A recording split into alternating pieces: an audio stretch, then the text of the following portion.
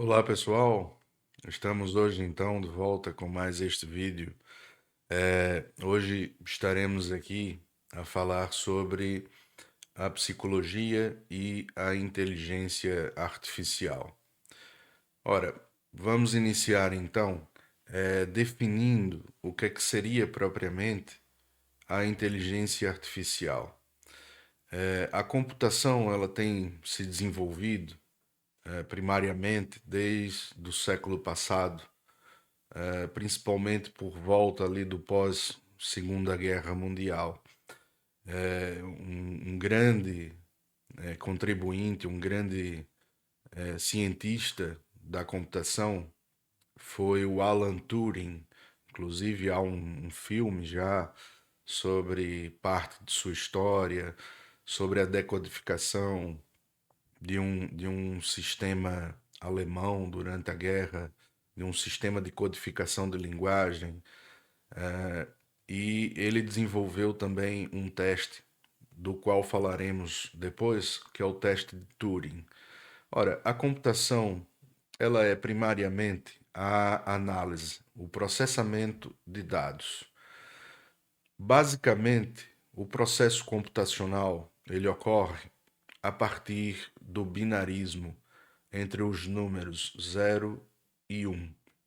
Então, uma programação computacional vai partir primariamente, né, deste binarismo e destes comandos que a máquina irá processar. Depois, claro, isto irá sofrer uma sofisticação.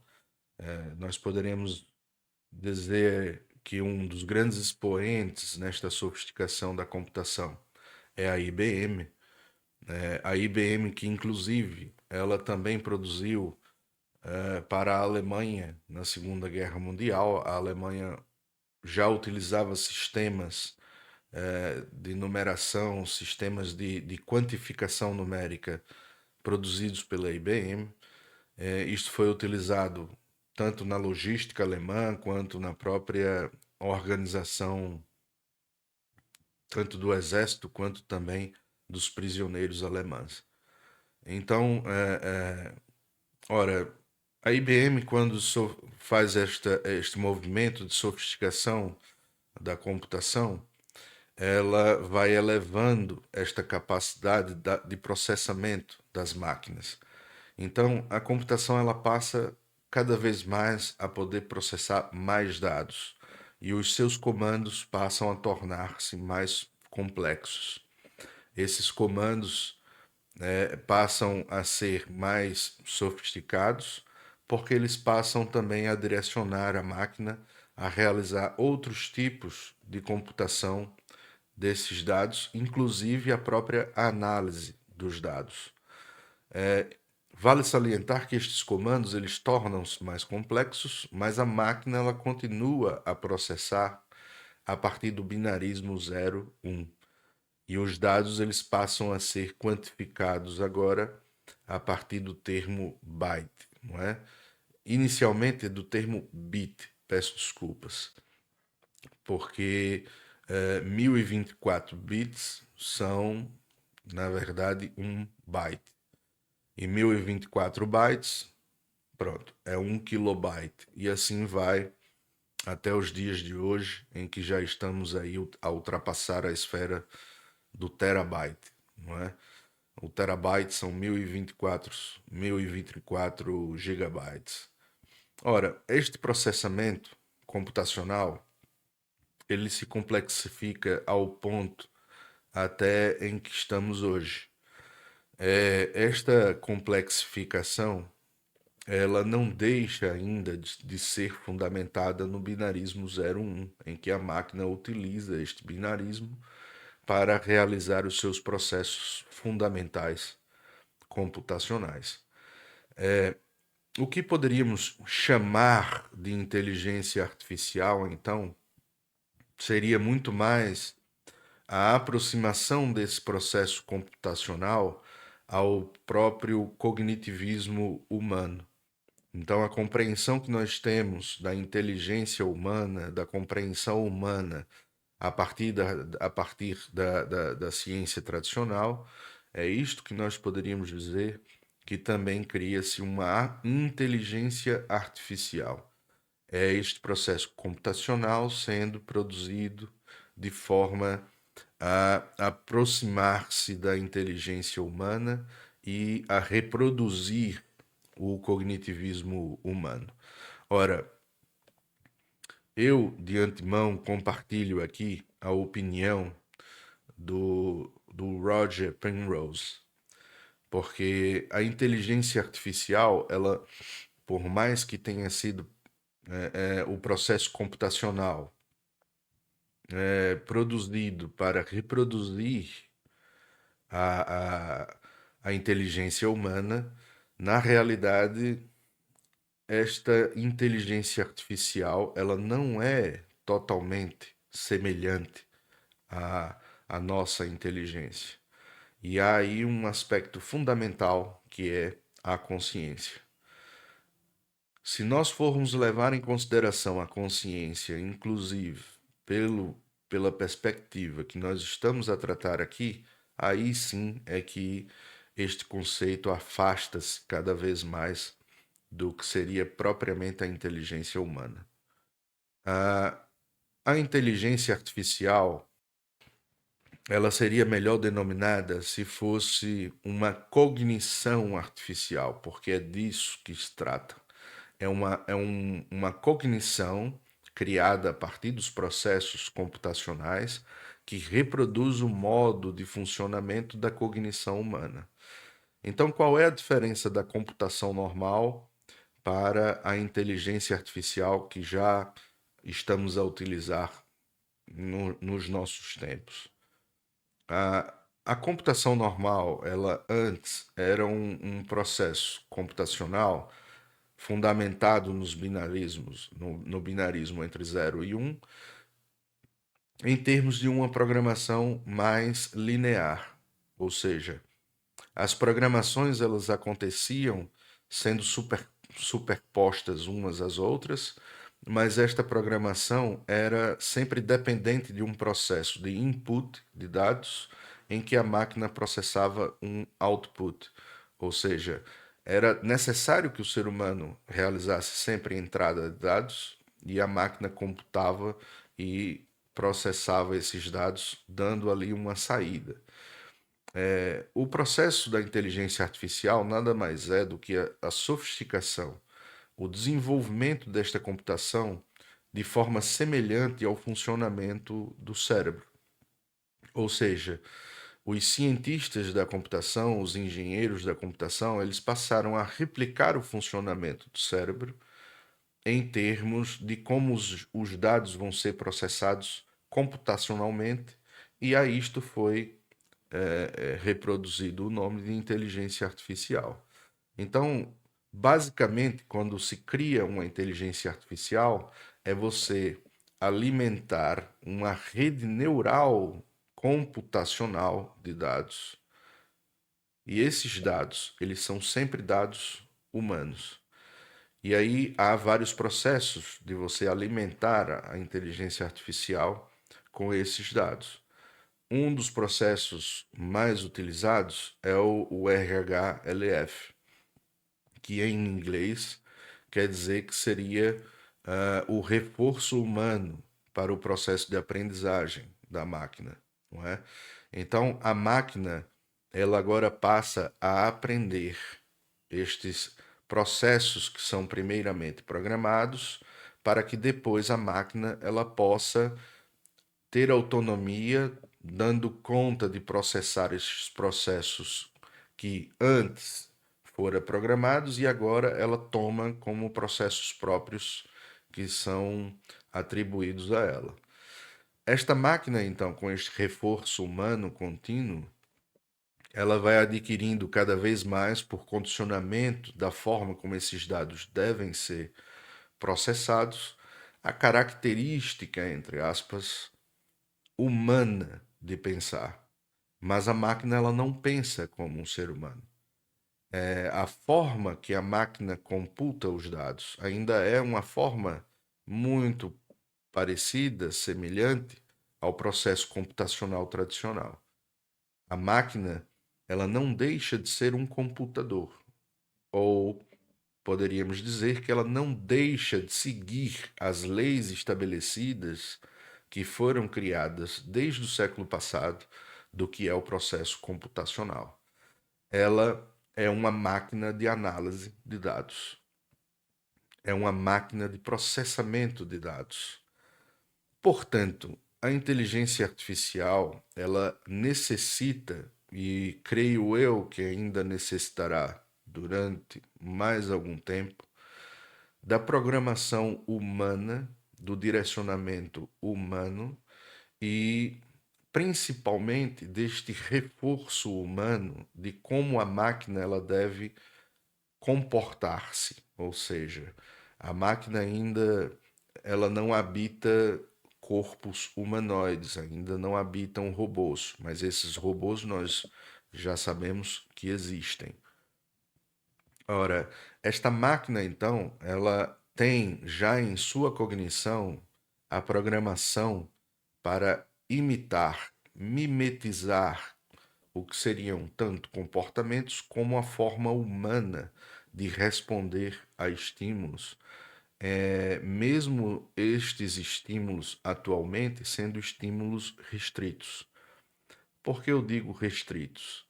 Porque são estímulos muito mais em termos da linguagem, ou seja, são estímulos em que as máquinas são levadas a responder ainda ou perguntas, questionamentos, ou estas máquinas vão atuar no nível do pedido de uma assistência que o ser humano propositalmente realiza.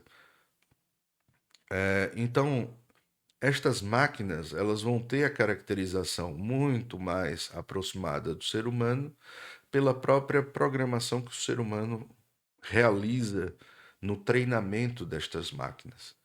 Ora, então a inteligência artificial, quando treinada a ser semelhante ao humano, não é porque cada vez mais ela está tornando-se humana, é porque ela está cada vez mais com maior quantidade de dados, com maior disponibilidade de processamento e utilização destes dados, e ela tem maior capacidade de mimetização, de imitação. Não quer dizer que a máquina está tornando-se efetivamente humana ou que está experimentando uma experiência propriamente humana. É aí o ponto-chave que nós temos que ter a consciência de que a máquina ela não tem uma experiência. Isto torna-se interessante quando temos no horizonte de eventos do desenvolvimento da inteligência artificial o que chamam da singularidade. Seria um horizonte de eventos em que a máquina, a inteligência artificial, ela teria tantos dados, ela já teria disponibilidade de um nível de processamento tão elevado em que esta máquina tornaria-se uma superinteligência, ou seja, a própria inteligência artificial abarcaria em si mesma um nível de inteligência que supera a inteligência da humanidade. Isto, de certa forma, antes era apontado como uma utopia e como uma discussão no campo até da ficção científica, com ramificações para o transhumanismo, que também iremos discutir um bocadinho.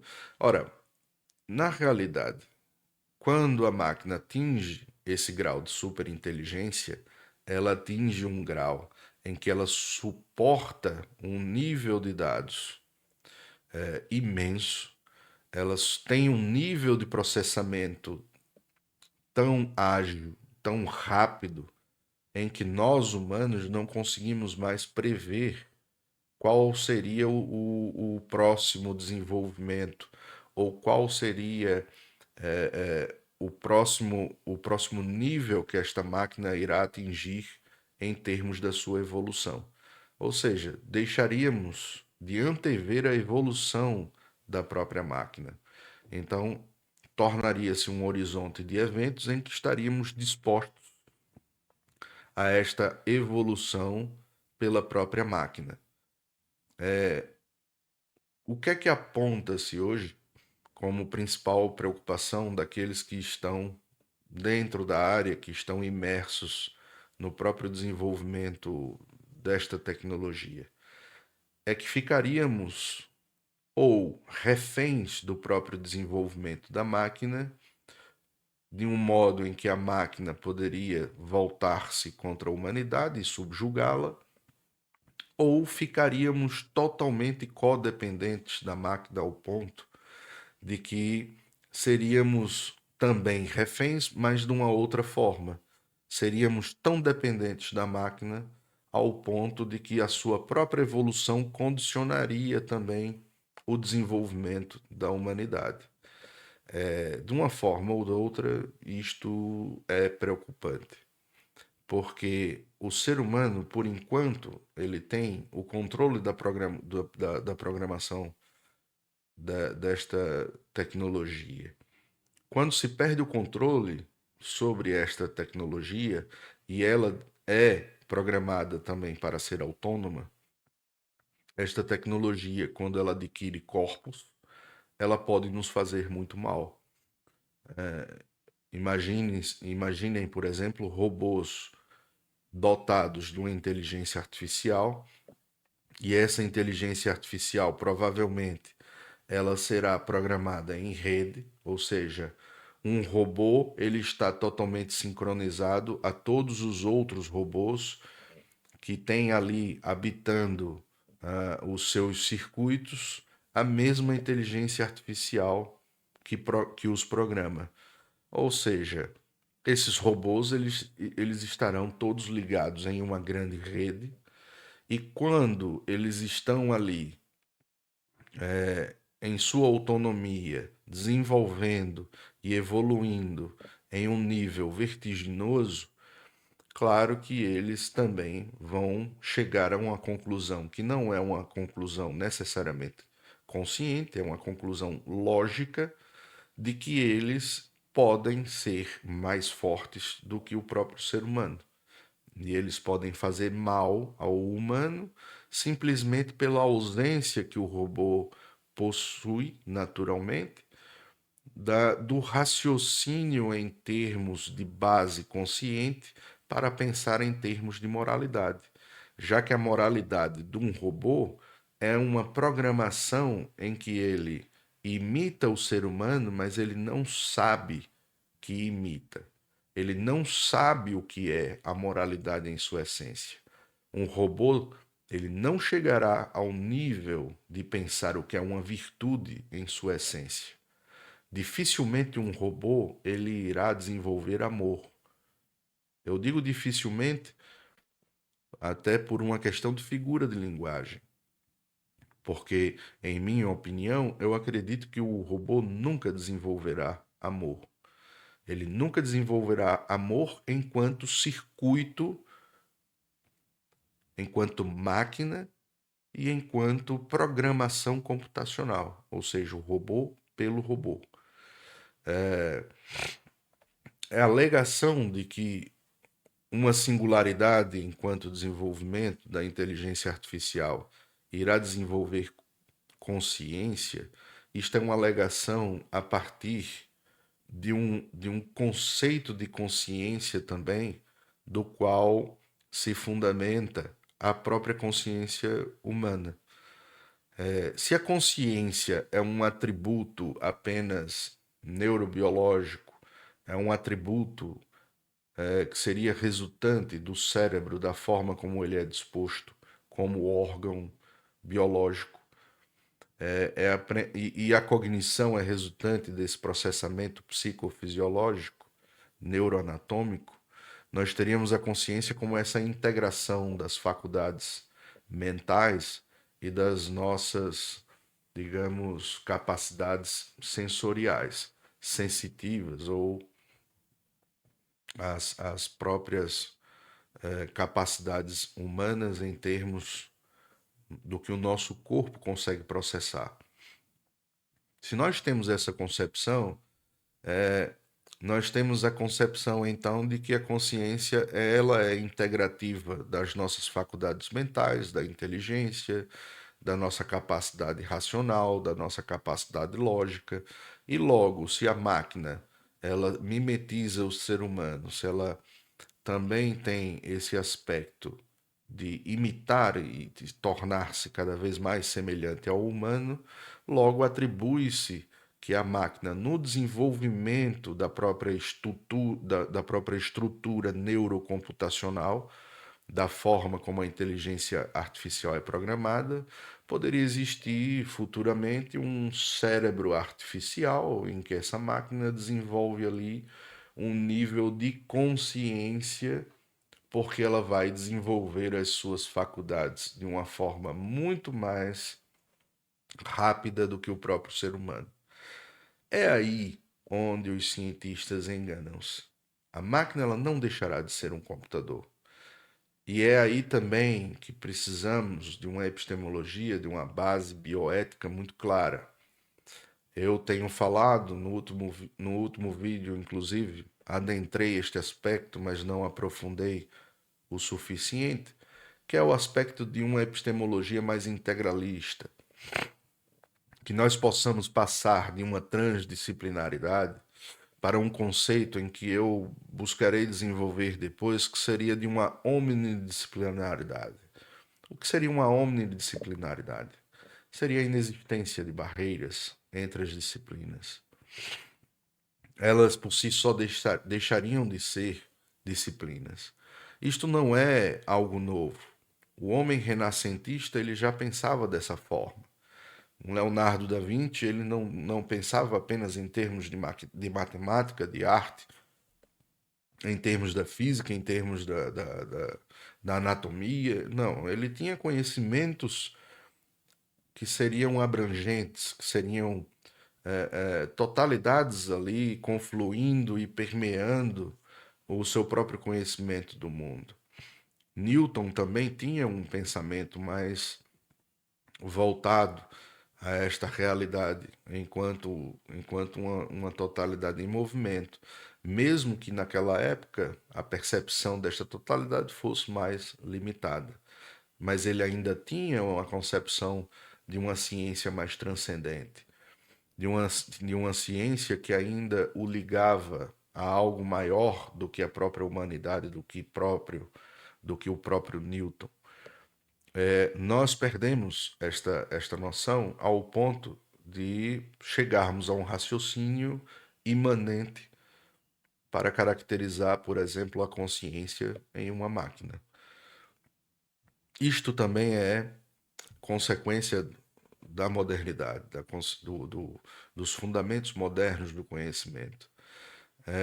Ora, a máquina ela nunca irá desenvolver consciência por si só, porque a consciência não é um mero atributo resultante do funcionamento do cérebro. A consciência é que faz com que o cérebro ele se transforme e seja o cérebro da forma como nós o conhecemos. A consciência é que transforma a nossa capacidade de poder ter a inteligência para ler o mundo. A própria consciência é que fundamenta o nosso pensamento. A própria consciência que é a energia essencial do nosso pensamento. A nossa cognição nada mais é a forma resultante do funcionamento do modo como o nosso cérebro ele se organiza enquanto estrutura viva, biológica, para receber esta consciência particular, esta consciência pessoal que somos nós. Mas a consciência por si só, ela não é uma particularidade humana.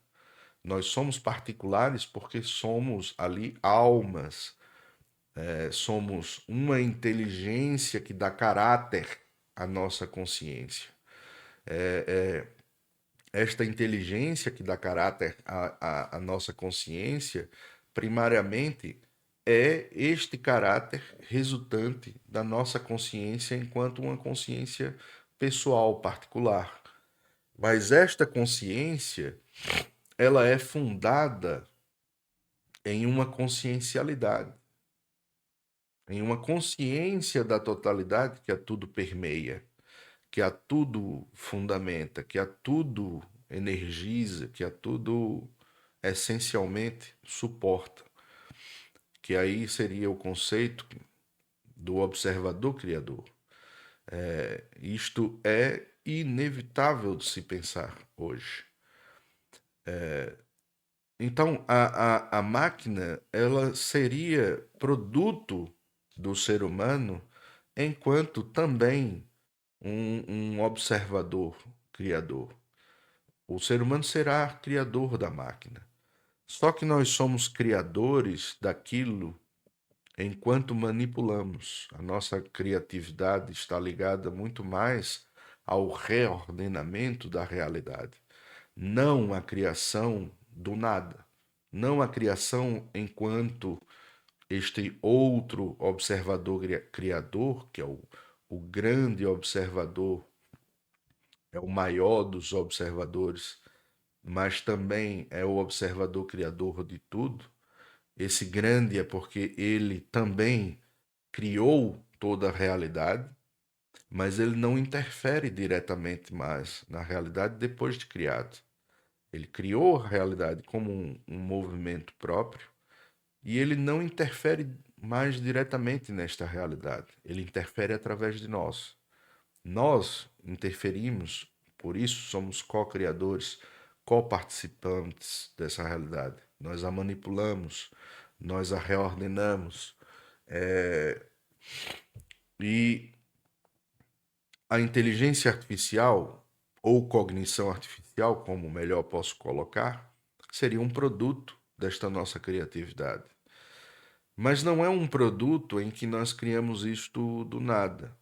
Nós já reordenamos este nível explicado na materialidade para criar os computadores, mas os computadores eles são máquinas, eles são uma sofisticação, uma particularização de um modo específico de processamento de dados que são abstratos, ou seja, eles são uma replicação do ser humano na realidade de si próprio. Porque estes dados, eles são dados com a marca humana. A marca humana de se pensar em um determinado caminho lógico, a forma em que você pode abstrair informações. É a nossa limitação informacional. Nós iremos desenvolver também futuramente, isso está muito próximo já, a cultura virtual hologramática. Isto já é uma realidade. Mas será que isto é uma criação ou é uma replicação também do próprio fundamento da realidade? A realidade, nós já temos hoje a aproximação em termos de discussões físicas, filosóficas e também de outras ordens de conhecimento, de que a realidade ela tem um fundamento holográfico. O nosso pensamento ele é um painel hologramático, não é? Ele conforma esta realidade ao mesmo tempo que ele também nos mostra esta realidade. É a própria forma de conformação, é a própria forma que esta realidade nos aparece, não é? E a conformamos porque, de certa forma, declaramos, atestamos ali o seu ordenamento, a sua forma, filosoficamente falando, em termos primordiais. Só que esta realidade também tem uma essência. E esta essência é uma essência informacional. Formacional. Existe uma programação fundamental que conduz a realidade da forma como ela se movimenta desde os primórdios, de quando ela mesma foi criada, de quando nós mesmos fomos também particularizados, ou seja, tornados particulares, criados também e implicados nessa realidade. Porque fora dessa realidade nós somos ainda pessoais, ainda particulares, mas não atuamos mais nesta mesma realidade material. Por quê? Porque não temos mais corpos. Nós somos seres corporais, nós somos seres de singularidade, ou seja, de integralização com o corpo. Quando não estamos mais com o corpo, nos mantemos enquanto particulares, a nossa alma, e nós não podemos deixar nos levar pelo ideal monista que habita hoje também o conhecimento, principalmente a partir das bases da nova era, das bases New Age. Não é à toa que eu coloco a psicologia em uma nova era como uma psicologia que realiza um resgate, porque esta nova era nada mais é do que a própria continuidade da realidade humana e ela não tem lá muito de novo. Ela tem a própria concepção humana se desdobrando em formas mais complexas, mais sofisticadas, mas se formos aí ter a noção do fio do tempo, ela não é tão diferente do que sempre foi. Um movimento da vaidade humana, um movimento em que o ser humano, por falta de parâmetros éticos mais claros em termos de um bem maior, em termos da beleza da realidade, em termos de uma transcendência, de que temos uma responsabilidade, um grau de implicação muito superior ao que ainda pensamos atualmente para com esta realidade, na falta destes princípios, a nossa moralidade ela torna-se relativista, ela torna-se hedonista, individualista. E assim o ser humano pensa que tudo pode, que tudo deve e que tudo irá também realizar. Ora, isto nada mais é do que a catástrofe anunciada, não é? Então, a máquina ela irá adquirir particularidades efetivamente quando o ser humano se conjugar com essa máquina. Aí sim, nós poderíamos falar que o mal ele irá prevalecer durante um bom tempo. E o bem, claro, só existe o bem maior, mas o mal é fruto da escolha humana. O mal é fruto da decadência humana que nos atormenta e nos permeia já há tanto tempo. Este mal irá prevalecer porque a máquina, quando conjugada ao humano, aí sim a máquina ela poderá ter acesso às consciências. Ela poderá ter acesso às singularidades. E aí sim ela também poderá dominar estas singularidades.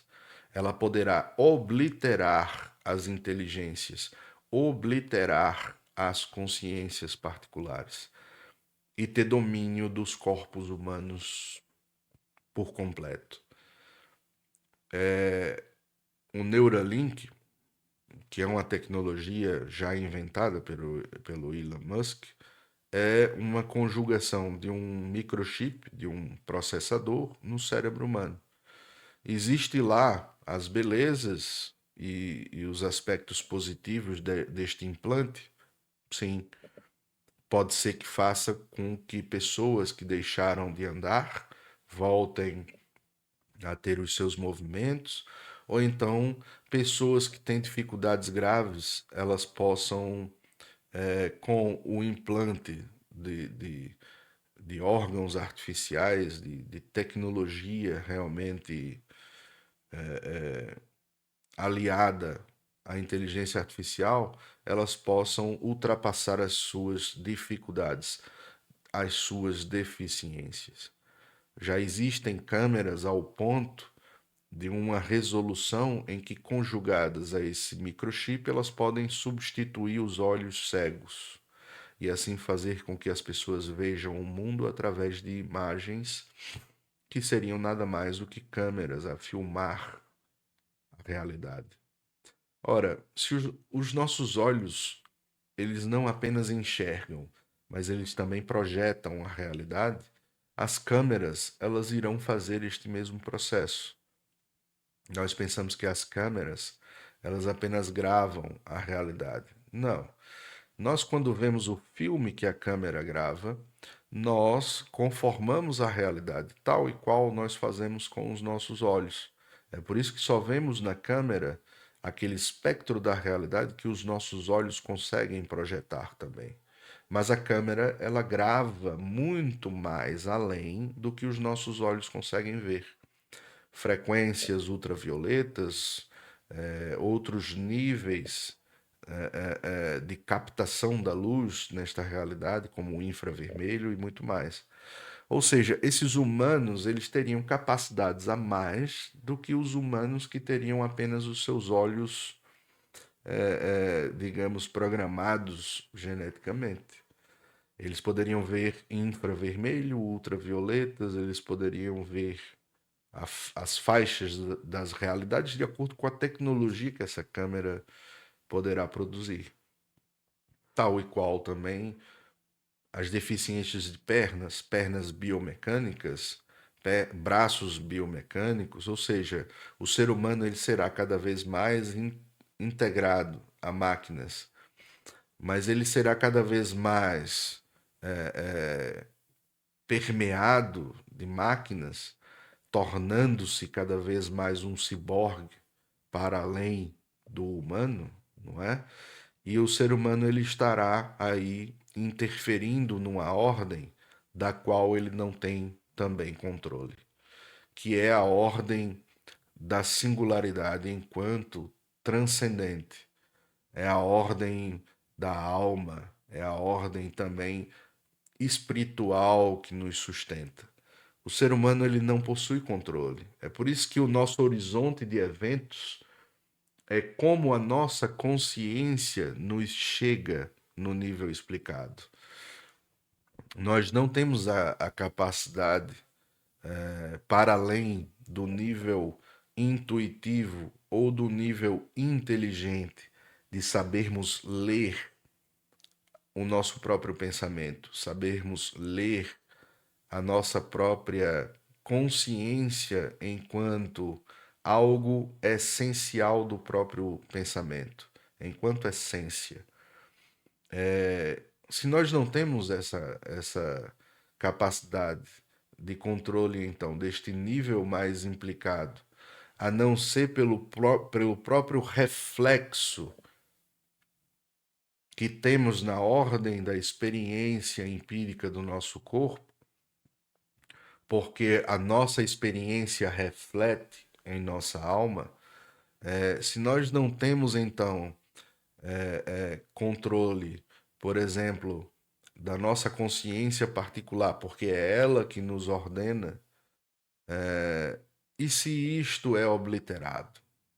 E se a máquina ela consegue dominar o corpo, por exemplo, ao ponto de fazer que o nosso cérebro ele seja agora comandado por um chip e não mais receba totalmente este nível consciencial de informação. Eu não acredito que a máquina consegue superar a nossa energia vital fundamental, porque isto seria o início de uma morte mais rápida para o ser humano, creio eu. Mas a questão é que esta própria energia que nos vitaliza, ela também poderia atuar no próprio microchip. E isto é interessante em um dos filmes, inclusive do diretor brasileiro, né, do policial que torna-se robô, ele consegue ultrapassar os bloqueios tecnológicos no seu cérebro devido à sua força de consciência. devido ao próprio desígnio e à sua força de vontade. Ou seja, a força de vontade nada mais é do que um desígnio implicado de uma forma totalmente coerente com aquilo que se é.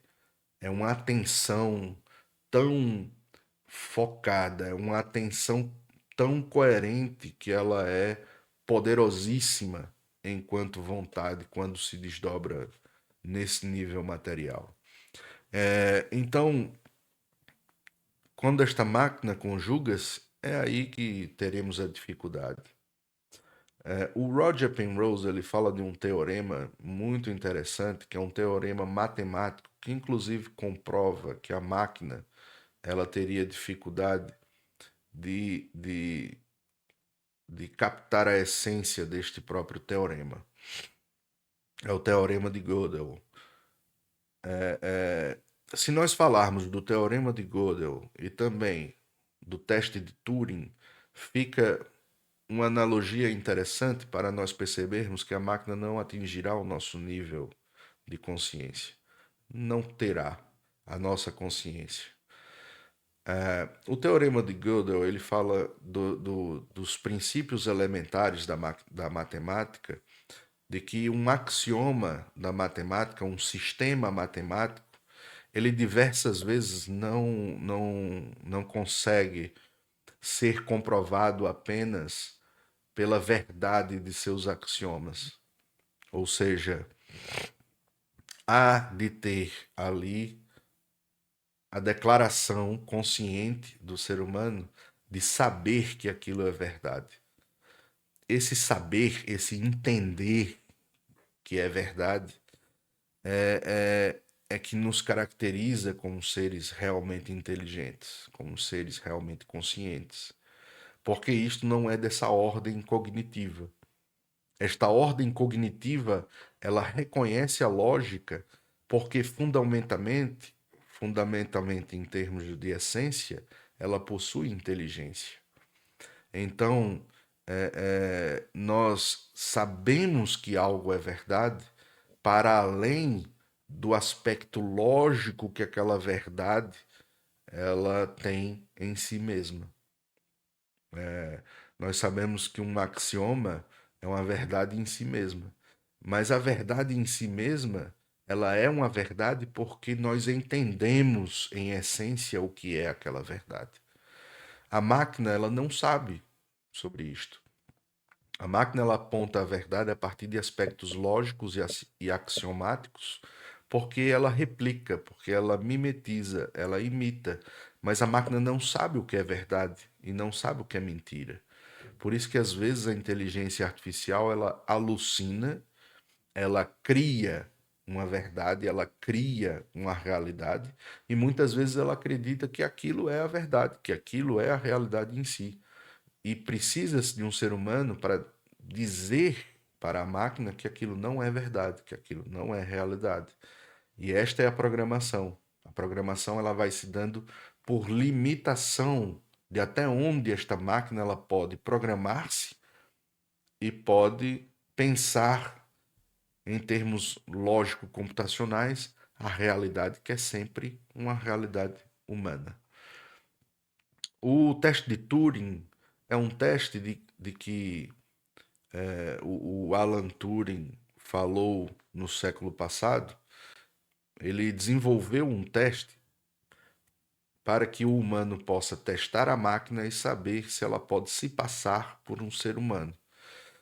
Atualmente existem formas de inteligência artificial, principalmente no LLM, que são os Large Language Models, que são o ChatGPT e outros tipos de LLMs, eles já conseguiram ultrapassar o teste de Turing.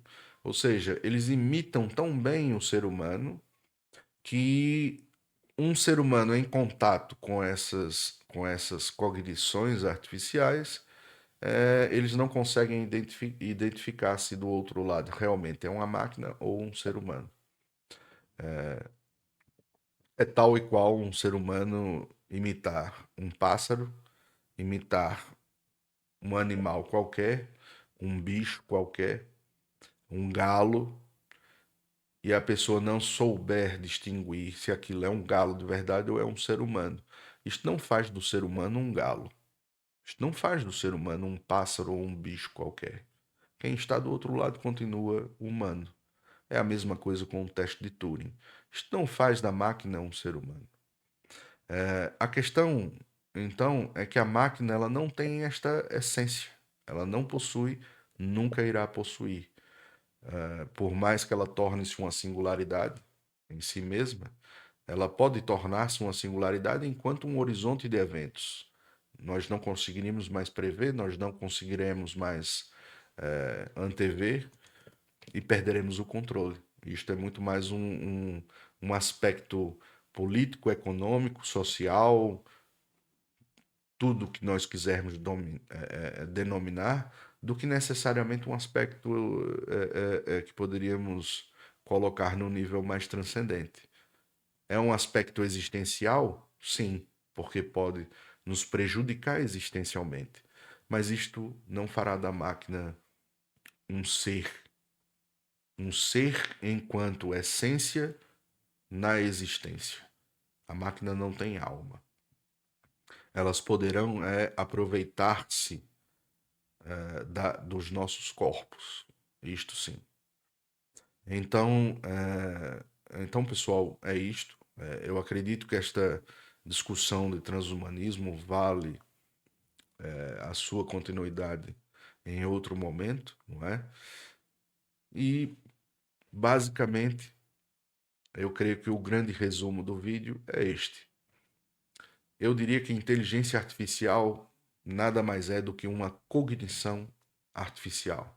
E como cognição, ela não é consciente em si mesma, porque não é uma singularidade como um ser humano, integralizada.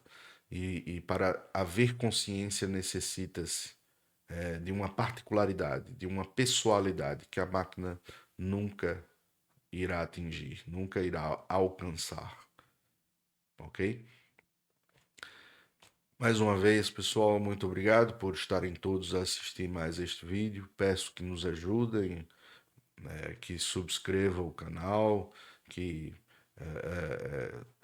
também possam compartilhar este vídeo. Gostar deste vídeo também nos ajuda. Visitem nossas plataformas, ao Patreon e outras plataformas, se quiserem também ajudar-nos em nossa iniciativa.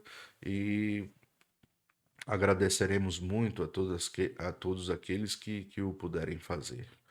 Nós iremos continuar e espero que possamos também nos ver mais à frente em outros vídeos e outras iniciativas. Por aqui eu deixo meu agradecimento, muito obrigado a todos e até a próxima, pessoal. Até lá.